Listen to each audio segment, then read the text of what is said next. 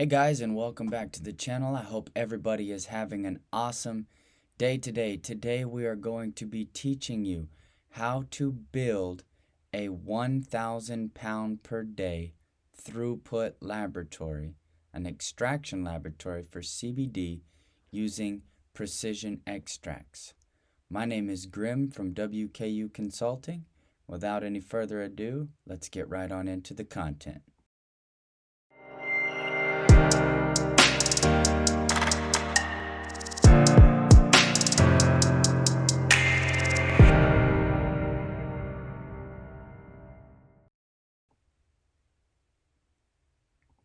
Hey guys, so I'm super excited. Don't forget to like and subscribe on the way in. That way you get notified of all of the hot cannabis content and hemp content that we're going to be putting out on a daily basis. Like, subscribe, bell button. Otherwise, YouTube will not notify you that there's some awesome information going around. Okay guys, so like I said, we've got a lot to get through today. So let's just go ahead and jump right on into it. How to build an extraction lab using precision extracts. Now this is going to be good for about 1,000 pounds per day throughput. And I put together a bare bones laboratory here so you can see how it works. There's obviously some more intricate technology and data tracking devices that you can implement relatively easy, but let's just get you a basic understanding. First, we need to go with ethanol transfer from our ethanol storage tank here. Ethanol will be brought in from supplier and held at room temperature. Now, you can also implement a freezing unit before this if you want to use something like the cryometrics or something like that, a nitrogen freezing system, if you want to extract with cold ethanol. However, it's not necessary as long as you have appropriate winterization techniques in place, as well as color remediation, and you're ready to get rid of some of that undesirable color. But like I said, bare bones. Using hoses made of PTFE, the C40 centrifuge will pull the ethanol into the washing chamber of the C40 using a pneumatic pump. Ethanol totes can be staged using a forklift. Ethanol will be denatured ethanol at 5% heptane to ethanol ratio. Organic ethanol can also be used, but it will be much more expensive due to the alcohol tax. And ethanol, if you're paying attention to the other videos, ethanol and heptane creates an azeotrope that is great for maintaining the same boiling point when it mixes with moisture. I can get into that better at a different video. However, here's the PTFE pipe that we were talking about connected right there into the C40, and that will pull all of your ethanol inside. So here we go with the extraction. The extraction will be performed with the C40 centrifuge by washing the bag filled with biomass inside of the chamber that we pump the ethanol into. Ethanol saturated with cannabinoids will then be sent to winterization. So you can see marijuana, hemp goes here in the filtration bag. The filtration bag goes here into the washing chamber. Ethanol is pumped in from our storage container that we talked about in the previous slide. Crude oil is exported out the other side. Winterization. I would use some sort of solvent transfer pump to transfer from the C40 over here into our storage method. Like I said, this is small. This is a small little 1,000 pound per day setup. Everything can be scaled. However, this is how the process will go. So our solvent transfer pump will bring our unwinterized crude oil into our storage container here, and chilling fluid from our julabo will maintain this temperature until we get a good oil winterization. Saturated ethanol will be sent into a storage tank, 100 liters, where it will be chilled using a chiller to negative 60 degrees Celsius for 1 hour. This will force all of the fats and lipids to separate from the crude oil, allowing them to be filtered. Temperature at the storage tank will be controlled by an auxiliary julabo A80 chiller. Okay, so now we've got crude oil coming in through our transfer pump into our storage tank. This storage tank is also from Precision Extracts, one that I've used in the past, and the A80 is also offered through Precision Extracts as well. So filtration. Nucleopeptides, fats, and lipids will be separated out using the filter press to create a filtered winterized crude oil extract. So as soon as our oil is winterized properly, negative 60 degrees Celsius, we're going to come into our TCEP filter press and push it through, allowing all of those crashed out fats, lipids, and nucleopeptides to stay in the filtration system with our filtered winterized crude oil coming out the other side. Then we need to go into solvent recovery. Solvent will be recovered from crude oil to be used in further applications using the ASC 100. ASC 100 will chill and recondense boiled off ethanol vapors using the auxiliary coolant chiller, which is a specialty for precision extracts. So winterized filtered saturated ethanol will come in the side. It will heat up. And the good thing about this ASC 100 is it doesn't use a steam boiler like other falling film evaporators. This one is using electrical supply to heat and boil off this ethanol. So we reach the ethanol boiling point, it comes out, we recover our ethanol back into our storage tank, probably another solvent transfer pump here. The chilling fluid is supplying our cold side to recondense those ethanol vapors, allowing the solventless crude oil to come out the other side. Now this will come out at a 95% solvent recovery ratio, so about 5% residual ethanol is left inside of the crude oil, and you can further rotovap that down if you so choose. Then we need to come on in here to THC remediation. I really like this system. This is a new system. TCEP by Precision Extracts. It significantly undercuts the rest of the market offered at $500, $600, and even $1 million and $1.5 million dollars for THC remediation. This base model cost approximately $350,000, and it is done before decarboxylation.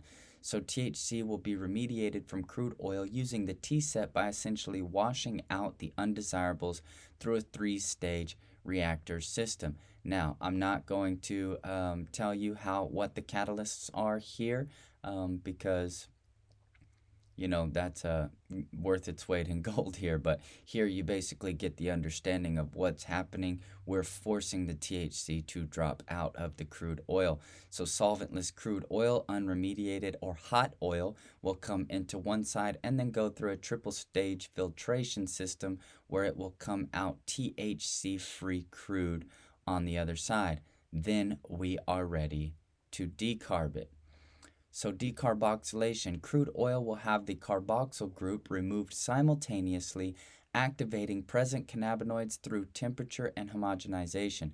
Temperature will be controlled with an auxiliary heater through the jacketed reactor.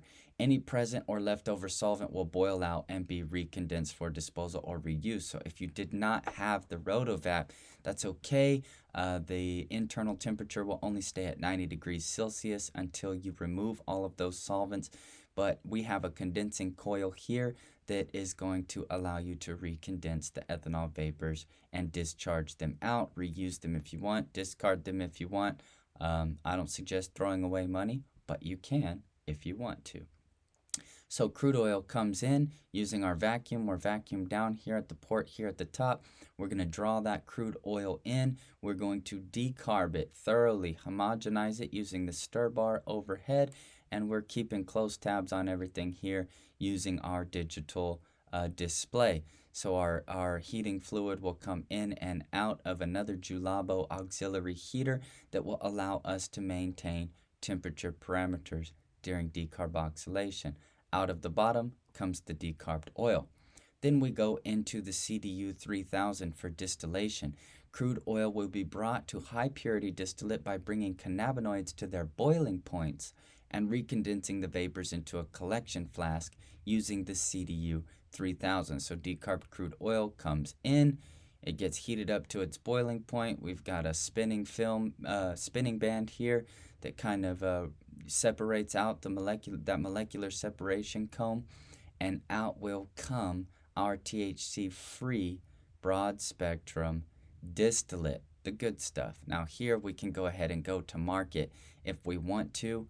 You could have gone to market in the crude oil stage if you so choose, but here you can really put these into vape pens and other things like that and still get a vapable product, whether you want to convert some of that to Delta 8, whether you want to use CBN, whatever your cannabinoid profile will be in here, minus the THC. So you can do this same process if you're using cannabis instead of hemp, and you're in an area that is actually legal for you to have cannabis present or THC present inside of the oil. You can use this and just subtract the TSEP system. So once we have our good distillate, we want to move into isolation if we so choose to make a CBD isolate.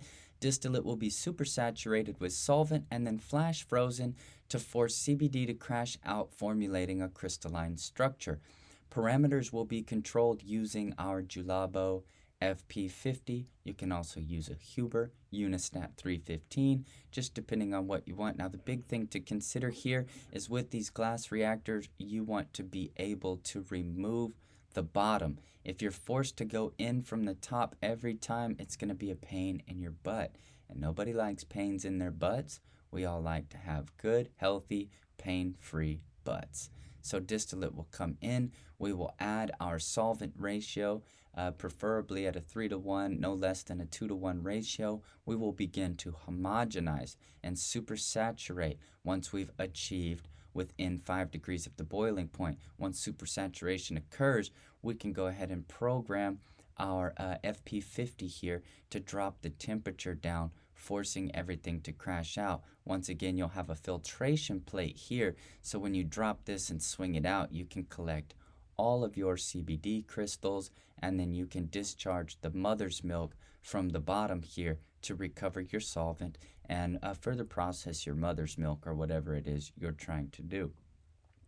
Mother's milk recovery. Speaking of which, the mother's milk will be sent to a rotovap to recover the solvent used during the isolation process to enable the discarding of residual THC. Now, if you use the TSEP system, you won't have to do this. However, I included it because, in most cases, if you're not able to remediate your oil, the only option for you in a place where you are regulated by the hemp bill is to go ahead and crash out that THC and discard it. I have friends that just or business associates that just throw it into the sprinkler system and water the grass with it. So it's diluted, completely legal.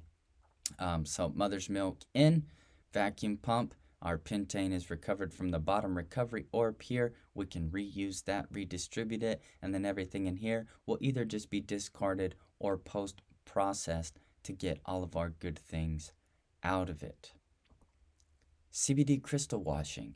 Crystals will then need to be washed for purity using super chilled solvent and a filtration system. Some people like to wash inside of their reactor. That's fine if that's what you like to do. That is not what I like to do. I like to wash separately, giving me adequate control over the entire process and ensuring that I do not dissolve any of my CBD crystals inside of my solvent using a Buchner funnel filtration system. This is a Buchner funnel filtration system. This is a small one, but once again, everything is scalable.